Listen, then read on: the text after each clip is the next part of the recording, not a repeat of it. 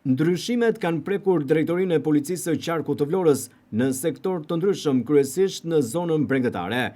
Kështu, orët e fundit ka patur ndryshimet të drejtuesve në komisariatin e policisë së Himarës. Në krye të komisariatit të Himarës është komanduar Ferit Merkaj.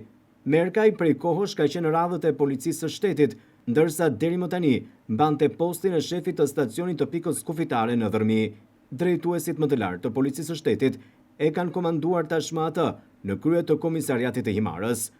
Komisariati i Himarës më parë drejtohej nga Neritan Buzi. Buzi aktualisht sipas informacioneve zyrtare nga policia e Qarkut është transferuar në stacionin e policisë kufitare në Qapbot.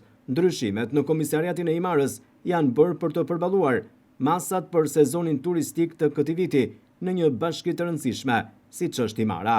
Por pritet që në komisariatin e Himarës të ketë të tjera ndryshime edhe në ditët në vijim, ashtu si kundër edhe në sektor të ndryshëm të policisë së Qarkut të Vlorës.